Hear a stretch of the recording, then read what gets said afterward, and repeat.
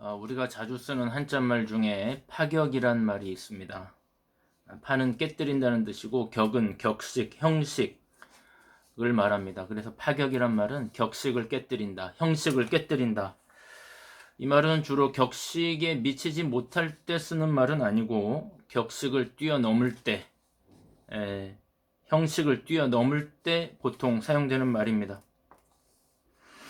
우리나라 조선 역사에 대왕이라고 불리우는 왕이 꽤 많지는 않은데 그 중에 한 명이 영조입니다. 이 영조는 대체로 평가가 뭐 좋은 평가도 있고 또 공과가 좀 갈리는 측면도 없지 않아 있습니다만은, 제가 한국 고전 문학에서 뽑은 설교 예화, 뭐 이게 예화집입니다. 이 책에 보니까 영조에 대한 일화가 하나 나와 있었습니다. 영조가 워낙 검소하고 백성들을 사랑하는 사람이어서 자신의 용상이나 또는 옷 같은 것도 비단으로 하는 것을 막았다고 합니다. 버선이 구멍이 났을 때에도 스스로 기워서 신었다고 할 정도로 굉장히 검소한 사람이었는데, 어느 날 호조 판서가 맨 바닥에 왕이 앉아 있는 것을 보고 무명으로, 비단으로 하면은 안 앉을 거니까 무명으로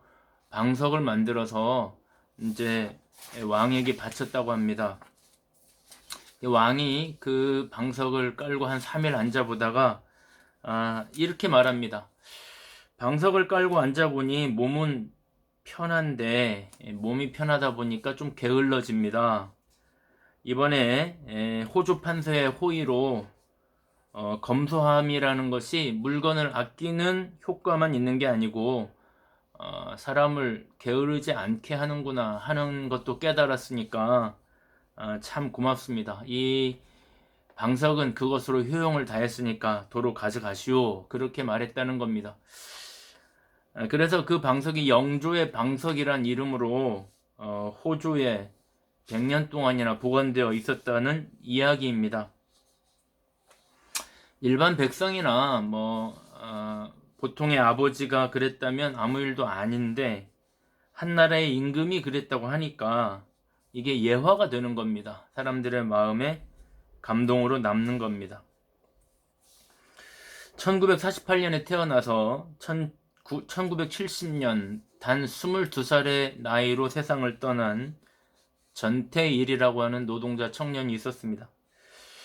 이분이 동대문 평화시장에서 이제 옷을 만드는 재단사로 일을 했는데, 공장에 가보니까 여공들이 하루에 15시간, 16시간씩 허리를 펴지도 못하는 공장에서, 환기도 제대로 되지 않는 공장에서 일하고 있다는 것입니다. 그리고 그들에게는 일요일도 없었습니다. 그래서 폐렴이나 폐결핵 등으로 세상을 떠나는 근로자들도 많았다는 겁니다. 이 전태일이라는 청년이 초등학교도 제대로 나오지 않았는데 근로기준법이라는 책을 구입을 해서 그걸 공부하면서 노동 환경을 개선해 달라고 백방으로 뛰어다니고 사람을 모아서 시위도 했는데, 그 시위라는 것도 보면 과도한 요구가 아니었습니다. 15시간, 16시간씩 일하니까 그냥 하루에 10시간, 12시간만 일하게 해달라. 그리고 일요일에는 쉬게 해달라. 그 정도인데도 그게 통하지가 않는 겁니다. 거대한 벽을 넘을 수가 없는 겁니다. 그래서 이 젊은이가 22살의 나이에 근로기준법이라고 하는 책과 자신의 온 몸의 휘발유를 붓고 불을 질러서 세상을 떠난 사람입니다. 이 사람의 죽음에 대해서 장례식 소식을 들은 사람이 있었는데 바로 조영래라고 하는 이 비슷한 또래의 젊은이였습니다. 이 조영래라고 하는 분은 서울대 법대를 수석으로 합격한 굉장히 똑똑한 젊은이였습니다. 이 사람이 경기도의 한 암자에서 이 청년의 이야기를 듣게 됩니다. 이 생면부지에 알지도 못하는 청년의 장례식 문상을 찾아갔는데, 거기서 동료 노동자들이 이렇게 말합니다. 전태일이 근로기준법을 읽다가 혼잣말로 이렇게 말했다는 겁니다. 내가 대학생 청년이 한 명이라도 있었으면 좋았을 걸. 왜냐하면 근로기준법 당시의 법전이라는 것이 다 한자말로, 한자가 많이 쓰여 있지 않았습니까? 그래서 대학생 친구가 한 명만 있었으면 좋았을 텐데 하는 혼잣말을 했다는 이야기를 이 조영래라고 하는 젊은이가 문상 갔다가 들은 겁니다. 뒤통수를 얻어맞은 것 같은 느낌이 들어서 이 청년이 평생을 인권 변호사의 길을 걷습니다. 이 사람이 전태일 평전이라고 하는 책을 썼는데 저도 읽어보았습니다만은 이 책이 이 조영래라는 분이 이 책을 쓰는 바람에 전국적인 인물이 되었고 그 이후에는 여러 나라 말로 번역이 돼서 전 세계 노동운동사에 그 이름이 알려지는 이름도 되었습니다. 서울대를 수석으로 합격하고 영예와 부가 보장된 판검사의 길도 다 마다하고 평생 노동자들, 사회적 약자들만 위해서 인권 변호사로 일을 하다가 이분도 43살의 젊은 나이에 폐암으로 세상을 떠나게 됩니다.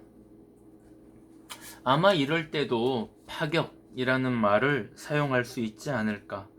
사람들은 보통 파격적인 행동을 할 때 마음에 남는 법입니다. 우리나라에 처음 복음을 전해주었던 선교사들도 보면 면면을 보면은 매우 부유한 가정에 명문대를 졸업한 소위 상류층 자제들도 참 많았습니다. 그 사람들도 부와 명예를 포기하고 당시에는 이름도 거의 알려져 있지 않은 극동 지방에 이 조선이라는 나라를 찾아와서 많은 풍토병에 시달리다가 순교한 선교사들도 많습니다. 그런 분들도 아마 파격이라는 말을 쓸 수 있지 않을까. 그런데 오늘 본문에 보니까 굉장히 파격적인 장면이 하나 등장합니다. 지난 시간에 우리는 나사로를 살리시는 예수님의 7번째 기적을 보았습니다. 부모도 없이 살아가는 3남매 집안에 부모나 다름없었던 큰 오빠가 세상을 떠났으니까 그 여동생들의 슬픔이 했겠습니까? 얼마나 마음이 아팠겠습니까? 그렇게 오빠가 죽은 지 나흘이나 지나서 예수님이 오십니다. 오빠의 시신은 이미 부패하고 냄새가 나기 시작했습니다.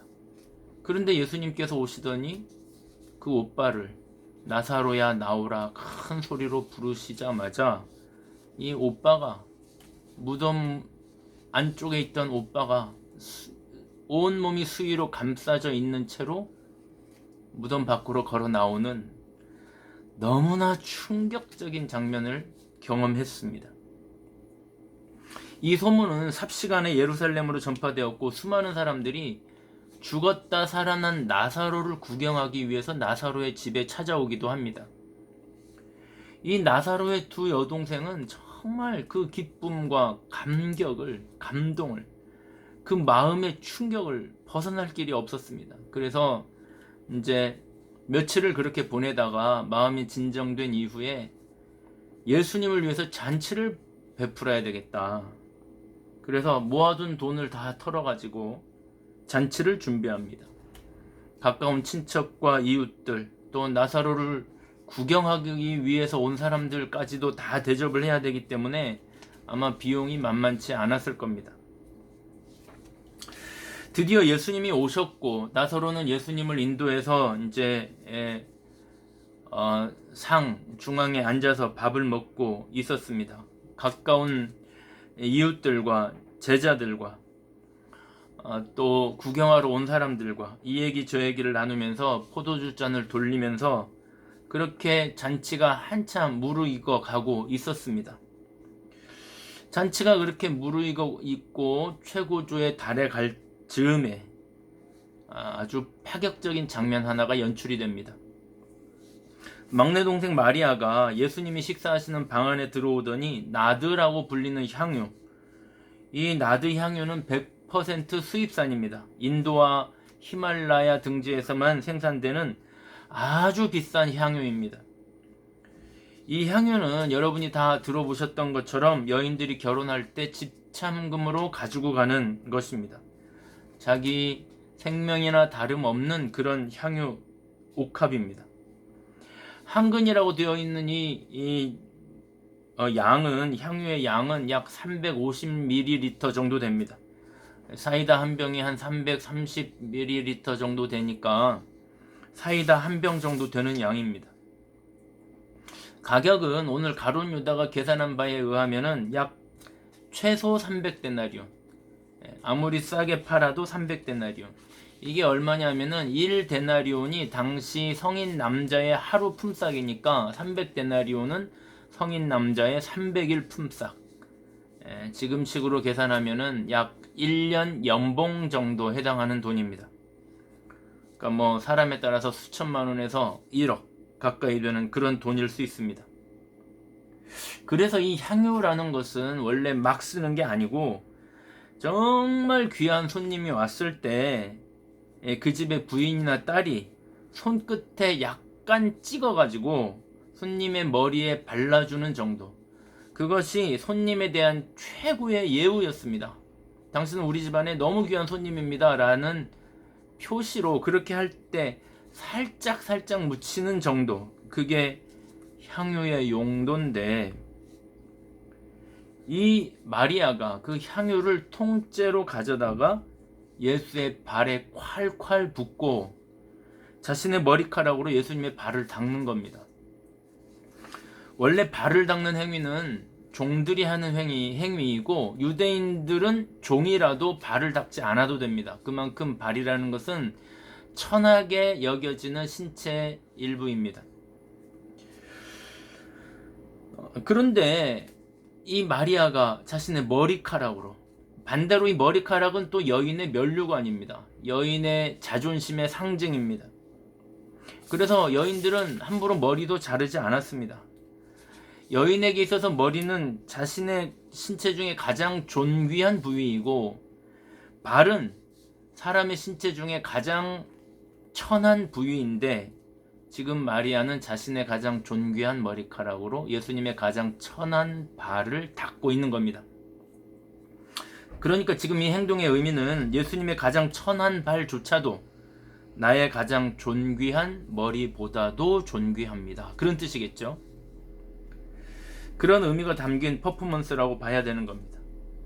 여러분, 그것도 최고급 나드 향유를 이용해서 그런 파격적인 행동을, 그러니까 이 향유의 비용도 파격적이고 이 마리아의 행동도 파격적입니다. 이번 잔치를 준비하기 위해서 마리아와 마르다가 얼마만큼의 돈을 들여서 이 마켓에서 시장을 받겠습니까?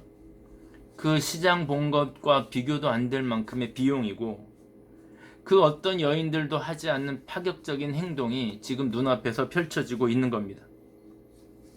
가장 먼저 놀란 사람은 바로 가룟 유다입니다. 가룟 유다는 예수님하고 영적인 교감을 해본 적이 없는, 신앙이 없는 사람이기 때문에 가룟 유다의 반응은 너무나 당연합니다.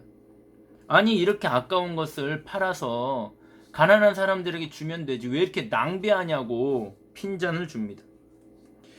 여러분, 이 말은 합리적으로 보면은 일견 맞아 보이는데 이 말에 대해서, 이 가룟 유다의 말에 대해서 이 글을 쓴 요한이 6절에 이렇게 해석합니다. 이렇게 말함은 가난한 자들을 생각함이 아니고 그는 도둑이라 돈꾀를 맞고 거기 넣는 것을 훔쳐가는 놈이다. 이렇게 해석을 합니다. 그러니까 요한은 이 가룟 유다가 예수님을 팔기 이전부터 손버릇이 좋지 않았다는 걸 알고 있었던 겁니다. 그래서 이 가룟 유다가 하는 말에 대해서 전혀 신뢰를 하지 않습니다. 어쨌든 그것은 요한의 해석이고, 예수님은 뭐라고 하는가? 예수님은 7절 8절에 이렇게 말씀하십니다. 예수께서 이르시되 그를 가만두어 나의 장래할 날을 위하여 그것을 간직하게 하라. 가난한 자들은 항상 너희와 함께 있거니와 나는 항상 있지 아니하리라 하시니라. 이 말이 무슨 말이냐? 우리 느낌으로, 지금 현대를 살고 있는 우리 느낌으로 번역을 하자면 이런 말씀입니다. 가만두어라. 낭비 아니다. 내가 곧 죽을 건데 지금 마리아는 그 죽음을 준비하고 있는 거다. 그 죽음에 대한 예를 표하고 있는 거다. 그 죽음에 대한 예의, 그 죽음에 대한 감사를 표하는 중이다. 사실 그 나의 죽음에 대한 의미를 네가 알았다면 이 향유로도 모자라다는 것을 너는 깨달았을 거다. 지금 여인은 그렇게 중요한 일을 하고 있으니까 너는 뭘 모르면은 가만히 있고 가난한 사람을 위해서 그렇게 돈을 사용해야 된다면 이 여자의 돈을 쓰려고 하지 말고 네 돈이나 써라. 예수님은 지금 이렇게 면박을 주시는 겁니다. 이 부분에 대해서도 오늘 다 강해를 할 수는 없고 대충 그 정도 이해하시면 되고, 예수님의 이 말씀 말고 여인이 예수님 발에 향유를 붓는 장면을 신학자들은 또 이렇게 해석을 합니다. 예를 들면은 그 합동신학교에 계셨던 김세윤 박사 같은 분들은 이렇게 말합니다. 이 기름 부음을 받는 장면은 예수님이 메시아로서 기름 부음을 받는 장면이다. 여러분, 메시아라는 말이 뭡니까? 기름 부음을 받은 자라는 뜻이잖아요. 그래서 이 장면이 비로소 예수님이 기름 부음을 받는 장면이다. 여러분, 예수님께서 공생애를 시작하실 때 기름 부음 받는 장면이 없죠. 복음서에서는 예수님이 기름 부음 받는 장면이 계속 없다가 바로 이 장면에서 예수님이 기름 부음을 받습니다. 메시아로서 기름 부음 받는 장면이라는 것을 보여주기 위한 하나님의 의도된 섭리, 의도된 연출로 보는 거죠. 그래서 이 여인이 예수님의 머리나 혹은 발에 기름을 붓는 이 이야기는 사복음서에 다 나옵니다. 왜냐하면 메시아로서 기름 부음 받는 장면이기 때문에 다 나오는 거죠. 그러나 오늘 설교에서는 그 의미도 더 이상 확대해서 생각하지는 않겠습니다. 사순절에 맞추어서 오늘 설교의 요지, 오늘 제가 나누고자 하는 이 설교의 요지는 다른 데 있습니다. 그건 뭐냐면 바로 파격입니다. 파격적인 사랑, 파격적인 헌신입니다. 파격적인 헌신, 파격적인 사랑, 이게 오늘 우리가 생각해 보고자 하는 교훈입니다. 유고슬라비아에서 태어난 한 아리따운 10대 후반의 아가씨가 있었는데, 이 아가씨가 수녀 견습생으로 인도의 캘커타를 방문합니다. 너무나 참혹하게 죽어가는 빈민들을 거기서 보게 되는데, 먹지 못해서 발끝으로부터 살이 썩어가고 그 썩어가는 발끝을 쥐들이 파먹고, 이 빈민들은 그 쥐들을 내쫓을 만한 힘도 없는 그런 빈민들을 보면서 수녀의 길이 이런 길이라면 난 포기해야 되겠다, 이렇게 생각하고 있던 순간에 영혼 깊은 곳에서 한 음성이 들립니다. 네가 이들 옆에 있어주면 안 되겠니? 이 소녀가 대답합니다. 제가 어떻게 이 일을 감당합니까? 이윽고 그 음성이 다시 들려옵니다. 내가 도와줘도 안 되겠니? 소녀가 대답합니다. 주님이 도와주시면 해보겠습니다. 그렇게 해서 평생 인도 캘커타에서 빈민들과 함께 살다가 돌아가신 분이 바로 마더 테레사입니다. 하와이의 변방에 있는 이름 없는 섬 몰로카이라는 섬의 나병 환자들을 보고 하나님, 저 나병 환자들이 낫게 해주세요, 이렇게 기도하지 않고 하나님, 저도 저 나환자들처럼 되게 해주세요, 이렇게 기도했던 신부가 있습니다. 바로 다미안이라고 하는 다미안, 벨기에의 신부입니다. 이 사람도 나도 나병 환자들처럼 나환자가 되게 해달라고 기도하고 실제로 나환자가 되어서 이 몰로카이에 있는 나환자들과 함께 살다가 세상을 떠난 벨기에 신부입니다. 여수 애양원의 수많은 나환자들을 버리지 못하고 도시의 큰 교회들에서 청빙을 그렇게 왔는데도 다 마다하고 나환자들의 피고름을 빨아가면서 나환자들과 함께 동거동락하셨던 분이 손양원 목사님입니다. 이들의 사랑을 우리는 파격이라고 할 수 있을 겁니다. 바로 이런 삶이 오늘 본문을 읽고 있는 우리가 살아야 되는 삶이 아니겠나. 여러분, 우리는 이 사순절에 어떤 파격적인 사랑을 할 수 있겠습니까? 자신의 전 재산을 한순간에 쏟아버리는 그런 파격이 아니더라도, 테레사나 손양원이나 다미안 같은 그런 파격이 아니더라도, 그렇게 고집 셌던 나의 기질과 나의 성격과 도무지 부술 수 없을 것 같은 나의 자존심에 약간의 균열을 내고, 파격적으로는 깨부수지 못하더라도 약간의 내려놓음, 견고하던 나의 기질을 조금만 흐트러뜨리고 내 자존심에 빈틈을 내는 그런 양보, 그런 용서, 그런 사랑, 이번 사순절에는 한번 해보면 어떨까? 여러분, 이런 파격적인 사랑, 마리아의 파격적인 사랑, 손양원 목사님의 파격적인 사랑은 어떻게 가능합니까? 정답은 파격은 파격을 만날 때 가능합니다. 더 큰 파격을 만날 때. 여러분, 요한복음 맥락을 보면 참 재밌습니다. 요한복음에는 7개의 기적이 있는데 첫 번째 기적은 물로 포도주를 만드는 기적입니다. 무미건조한 물이 예수님을 만나서 맛있는 포도주가 된 것입니다. 이것이 요한복음의 첫 번째 기적이고 요한복음 마지막 기적의 그림자가 되는 기적입니다. 그렇게 기적의 강도가 점점 높아지다가 7번째 기적에서 파격적인 생명 사건이 일어납니다. 물로 포도주를 만드는 기적에서 죽은 사람이 살아나는 기적, 그것도 죽어서 나흘이나 된 사람, 신체 일부가 썩어서 부패해서 냄새가 나는 그런 죽음을 깨고 일어나는 생명의 기적, 생명이 다시 놀라운 생명으로 회복되는 이 기적, 생명 없는 곳에서 생명이 살아나는 이 기적을 경험한 사람, 이 파격적인 생명의 기적을 경험한 사람만이 마리아의 파격적인 헌신을 할 수 있는 겁니다. 우리는 어떻습니까?